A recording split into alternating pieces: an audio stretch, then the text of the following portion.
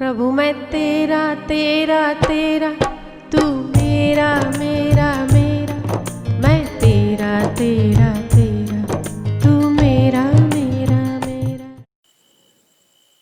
आज मुझे सुबह अपने हम वहाँ गए थे नर्मदा तट पे, तो मुझे बच्चियों ने सवाल किया। एक सवाल उसमें से एक था ऐसा कि कुछ लोगों को ध्यान में बैठो ना तो लाल पीले बिंदु नज़र आते। आप लोगों में से भी शायद किसी को आता होगा। तो हम लोगों को नज़र नहीं आता तो क्या हमारा ध्यान नहीं लगता, ऐसा हमको लगता है। तो मैंने कहा कि देखो सामने हरियाली है, नज़र आती है? हाँ आती है। मैं कहा एक टक देखो इसको, एक टक देखो, फिर आंखें बंद करो, देखो हरा हरा दिखता है कि नहीं, है ना। परमात्मा एक इंसान में अपना सारा ऐश्वर्य लेके या ज्ञान लेकर प्रकट होता है, जिसका दर्शन करके आपको आनंद आता है, जिसकी वाणी सुन के आप उन्नत हो जाते हैं, जिसकी नज़र मात्र से आप पवित्र हो जाते हैं। वो क्या कम चमत्कार है क्या? वो भगवान की चलती फूरती विभूति ही तो है। और कौन से लाल पीले दर्शन करने, हैं?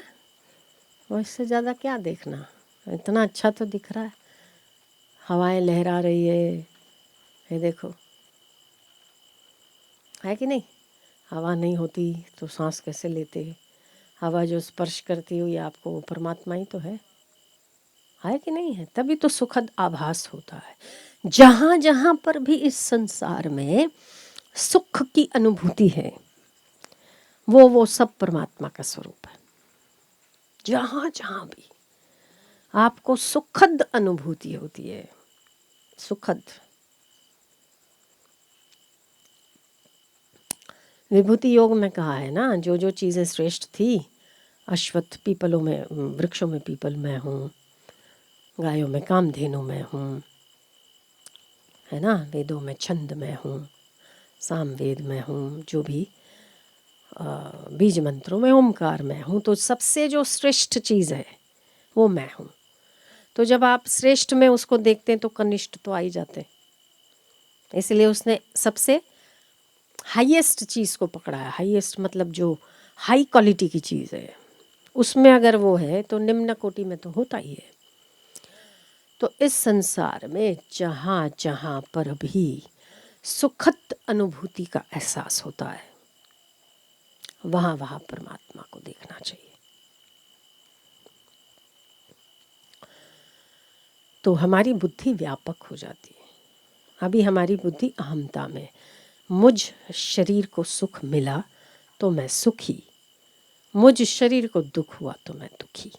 क्योंकि ये हमारे शरीर के प्रति अहमता ही है जो हमें सुख दुख का आभास कराती है।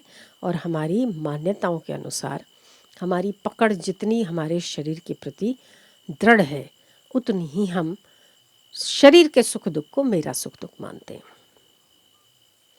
अगर हम उस शारीरिक अध्यास से ऊपर उठते हैं तो हमें विश्व के समस्त प्राणियों के सुख दुख हमारे सुख दुख लगते हैं। महापुरुष क्यों सबको अपने लगते हैं? क्योंकि उनको अपना सुख दुख अपना नहीं लगता, पर दूसरों का अपना लगता है। दूसरों की पीड़ा अपनी लगती है तो वो हमें अपने लगते हैं। जो भी उनसे मिले लगे कि पहली बार भी मिले तब भी हमें पता नहीं कितने साल से जानते हैं। ऐसी अनुभूति होती है। क्यों? क्योंकि वो हर व्यक्ति के आत्मा में अपने परमात्मा को देखते हैं। हर की पीड़ा अपनी पीड़ा लगती है। तो जहाँ जहाँ आप सब में नहीं देख सकते, ईश्वर को सब में देखना बहुत मुश्किल काम है, और उसके लिए साधन चाहिए, एकांत चाहिए, अभ्यास चाहिए, बहुत बड़ी बात है। पर इतना तो हो ही सकता है कि जहाँ जहाँ पर भी हमारे शरीर को, मन को, बुद्धि को सुख की अनुभूति हो, वहाँ पर हमें ईश्वर की याद आए। आप यहाँ बैठे हो ना, आपको सुखद अनुभूति हो रही है ना? ये ईश्वर का अंश है, इसलिए सुखद है। जहाँ जहाँ पर भी, तो हाँ आप बोलोगे तो हम पार्टी में जाते हैं तो हमें सुख का एहसास होता है। हाँ, तरीका भले अलग हो, पर जहाँ जहाँ पर भी सुख की अनुभूति होती है वहाँ वहाँ परमात्मा के होने से ही होती है। सुख कभी भी ये पार्टी वाला सुख है या ये बच्चे की बर्थडे सेलिब्रेट हो रही है उसका सुख है, उस सुख को आप भिन्न नहीं कर सकते। सुख सुख है, वो जो भी सुख आता है सुखद अनुभूति होती है, वहाँ हर जगह परमात्मा की अनुभूति है। नींद में सो जाते हैं ना हम, कुछ भी हमारे पास नहीं होता, न बुद्धि काम करती है न मन, फिर भी हमें सुखद अनुभूति होती है सोने की, है ना। उसमें कुछ नहीं करते, ना पार्टी होती ना कुछ। सबसे अच्छा सुख सोने का सुख, सोने जैसा सुख नहीं। सो जाओ, टेंशन हो सो जाओ, परेशानी आए सो जाओ, है ना। और थक जाओ तो सो जाओ। हर किसी भी चीज़ का उपाय सो जाना है। ठीक है ना। टेंशन बुलाने के लिए लोग क्यों दारू वारू क्यों पीते हैं? क्योंकि सो जाते हैं नशे में। उन्हें लगता है कि दारू से सुख है, पर वो सुख दारू का नहीं, वो नींद का है।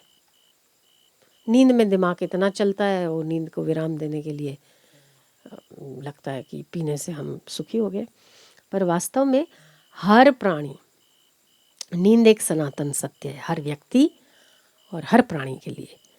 तो जब हम सोते हैं तो हमें सुखद एहसास होता है। वो किसका एहसास है? वो भी एक छोटी सी समाधि है। वो भी हम समाधि में ईश्वर से मिलते हैं, इसीलिए हमें सुख लगता है। बेहोशी में सही, पर ईश्वर से मिलना एक छोटी सी समाधि है, नींद, हमें अच्छा लगता है। तो जहाँ जहाँ पर भी हमें सुखद आभास होता है वहाँ वहाँ ईश्वर की अनुभूति है, वो ईश्वर का अंश है, इसलिए हमें अनुभूति सुखद होती है। हम समझ लेते हैं कि शायद इससे, शायद इससे, शायद इससे, पर किसी से भी नहीं, अपने आप से, अपनी आत्मा से।